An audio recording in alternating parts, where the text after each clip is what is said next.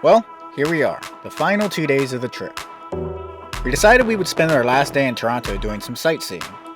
Unfortunately, Ben got a rude wake-up call when he tried starting up the Ferrari.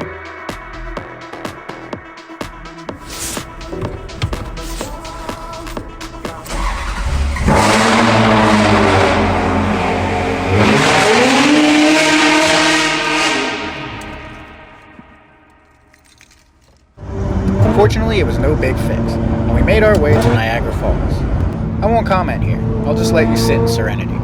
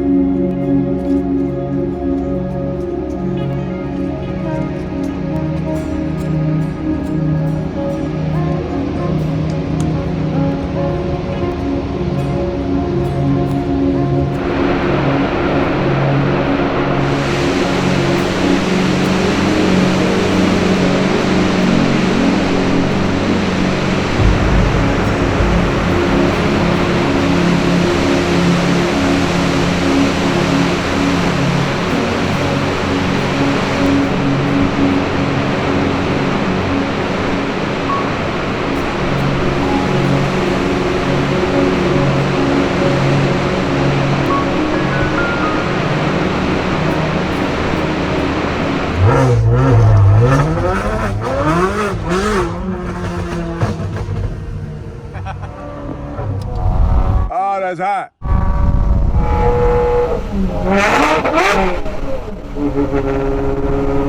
So we're on our way back to Toronto. We found this pretty cool ship. In fact, I see Toronto way off here. Let me see if I can zoom in. So basically the plan is after this, we'll head back to Toronto, get dinner at 11, one more time, hit up a club, get a nice scenic shot of the skyline, and that's kind of where we'll close out before we head off back to Maryland. And that will basically close out the trip. It's been epic, to say the least.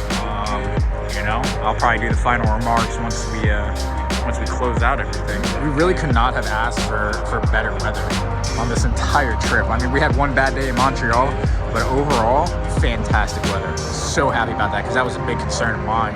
And the Ferrari. The Ferrari has been, which is, you can't really see it. It's over there. You can see the yellowness. That has given us pretty much no problems throughout the entire trip. I am thoroughly impressed. I really thought we were going to make it 3 days and then something catastrophic was going to happen. No, that thing had stood the test of time, put up with every single piece of abuse we put up against it, and I'm just blown away by it. We hit up some areas surrounding downtown for some skyline shots. Then we found this cool graffitied underpass to shoot at.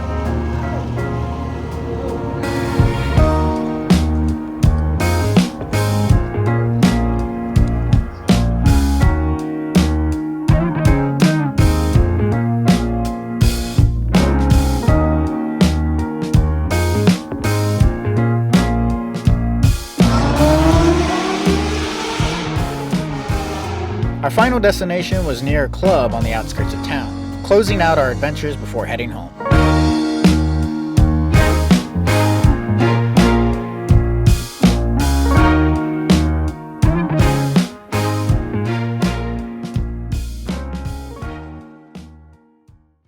The next day we made the journey back to the DMV.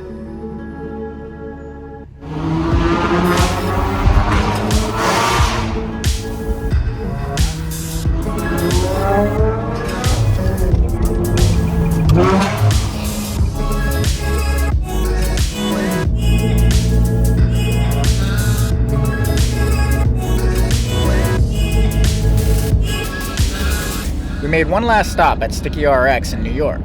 The refinished exotic car parts that come out of this place are top notch.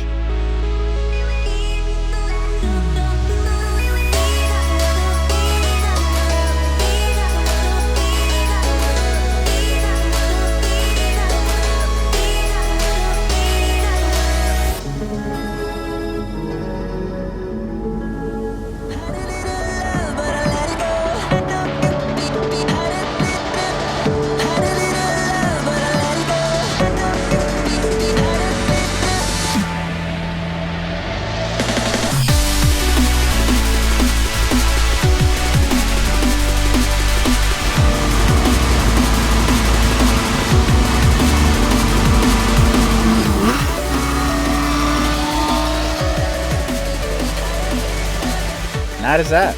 As Jason and I live in Virginia, and Ben and Michael live in Maryland, we set to go our separate ways in Pennsylvania.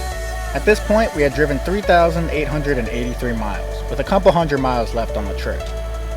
For a standard car, that doesn't seem like much, but for a Ferrari in winter, it is. We used and abused this car, and it put up with the fight. By no real surprise, the Toyota made it without skipping a beat, but it is surprising that we didn't need it for much support this entire trip. Now, there was a lot of cleaning to be done after the trip, but it was all worth it. The memories we made, the people we met, and the places we went will forever be with us now.